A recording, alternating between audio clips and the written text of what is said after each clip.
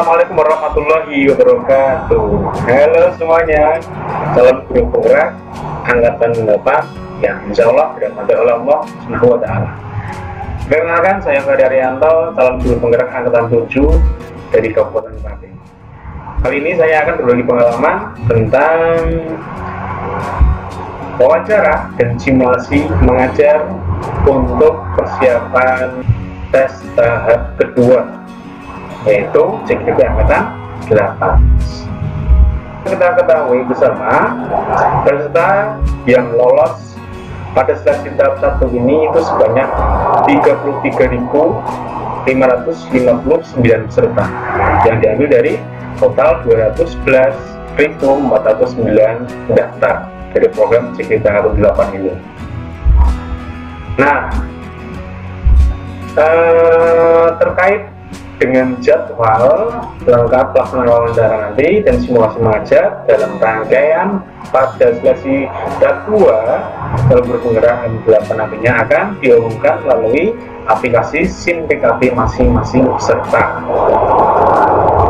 Untuk seleksi tahap kedua ini, peserta calon guru penggerak angkatan 8 akan melaksanakan simulasi mengajar terlebih dahulu dengan durasi waktu selama maksimal 15 menit.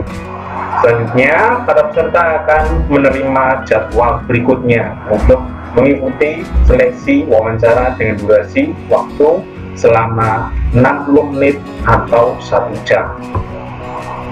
Merupakan petunjuk-petunjuk umum yang harus diperhatikan dan dipersiapkan para peserta calon mengikuti sebelum mengikuti wawancara maupun simulasi. Yang pertama, ruangan yang harus kondusif dengan memiliki pencahayaan yang terang dan terdapat akses listrik dan internet tentunya. Yang kedua, alat dan bahan yang dibutuhkan untuk pelaksanaan seleksi. Alat dan bahannya apa saja? Seperti proyektor, alat peraga, dan jenisnya. Yang ketiga, jaringan internet yang baik dan stabil dan cadangan sambungan internet apabila ada kendala di internet, yaitu WiFi-nya. Yang keempat, perangkat laptop, komputer, elektronik lainnya dengan kamera video dan speaker mikrofon yang dapat berfungsi dengan baik. Yang kelima, menggunakan laptop atau komputer atau perangkat elektronik lainnya yang dapat menampilkan gambar dan menangkap suara kandidat serta dengan baik. Yang keenam, peserta diharapkan bisa melakukan pengecekan dan latihan panggilan video dengan menggunakan aplikasi Google Meet dengan orang lain untuk memeriksa kualitas suara dalam panggilan video sebelum pelaksanaan seleksi. Yang ketujuh, untuk jadwal pelaksanaan seleksi akan diinfokan melalui aplikasi seleksi SIM PKB.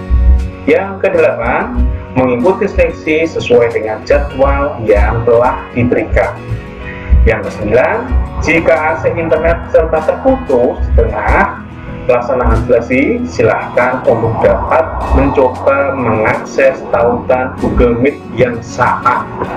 Yang ke-10, jika peserta mengalami kendala selama mengikuti seleksi, peserta dapat menghubungi tim pemantau melalui tautan aplikasi WhatsApp yang tersedia di dalam aplikasi. Yang ke-11, asesor akan melakukan konfirmasi identitas peserta di awal seleksi. Jadi silakan untuk mempersiapkan KTP dan menunjukkannya jika diminta. Nah, itu tadi persyaratan sebelum kita melaksanakan seleksi tahap kedua, yaitu proses mengajar. Apa saja 4 kompetensi yang perlu diperhatikan dalam seleksi simulasi mengajar? berikut ini adalah 4 kompetensi yang perlu diperhatikan dalam seleksi simulasi mengajar agar Bapak Ibu CGP calon guru penggerak angkatan 8 nantinya bisa lolos di seleksi tahap kedua.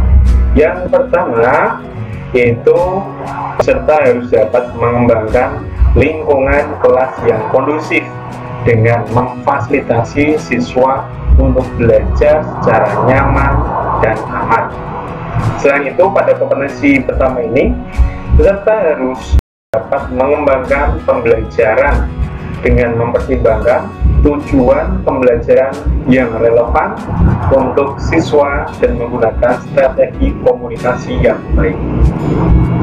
Kompetensi yang kedua, dalam kompetensi penilaian yang kedua ini yaitu kemampuan peserta untuk memandu dan merefleksikan proses belajar mengajar yang efektif. Pada hal ini, peserta seleksi CGP angkatan 8 memandu pelajaran dengan mempertimbangkan strategi yang bisa membantu siswa dalam hal memperoleh dan atau menerapkan pengetahuannya. Pada kompetensi penilaian yang ketiga yaitu mengenai kemampuan peserta dalam menunjukkan kebiasaan refleksi untuk pengembangan diri, self-regulated learning. Ya, dalam kompetensi ini peserta harus dapat melakukan refleksi diri terhadap praktik pembelajaran yang telah dilakukannya. Kemudian kompetensi yang keempat yaitu mengenai kemampuan peserta dalam mendesain proses kegiatan belajar mengajar yang efektif. Hal yang dapat dilakukan peserta pada kompetensi ini yaitu peserta dapat merancang strategi penilaian yang baik. Tips untuk bisa lolos di tahap kedua ini khususnya untuk proses kegiatan mengajar, yang pertama yang harus kita kuasai adalah kita harus menguasai materi RPP yang sudah kita buat. Fokus di bagian pendahuluan dan inti, ya, di pendahuluan dan inti. Di pendahuluan seperti apa sih? Ya, seperti absen siswa, apresiasi yang bagus, tujuan belajarannya harus jelas, strategi apa, penilaiannya juga harus jelas. Dan di bagian inti juga harus menggunakan namanya model yang inovatif. Kenapa? Siswa-siswa dalam proses simulasi belajar itu seperti apa ya? Seperti tertarik untuk mengikuti pembelajaran kita. Tuh. Yang selanjutnya adalah tipsnya tetap harus percaya diri. Nah, kuasai materi dan juga percaya diri. Dan yang jangan lupa adalah berdoa kepada Allah SWT agar dipermudah dalam proses kegiatan simulasi mengajar tersebut.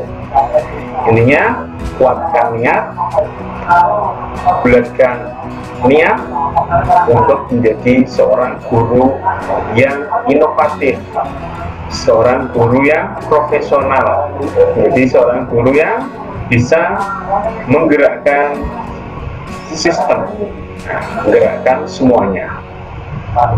Itu ya, intinya kuatkan niat kita. Insya Allah permudah jalannya kita untuk mencapai cita-cita kita menjadi seorang guru yang profesional dan inovatif. Itu sih yang bisa saya sampaikan. Kalau lebihnya saya mohon maaf. Apabila ada yang ingin menghubungi saya, bisa telepon saya atau WA saya di nomor 085 726 209 038. Wassalamualaikum warahmatullahi wabarakatuh.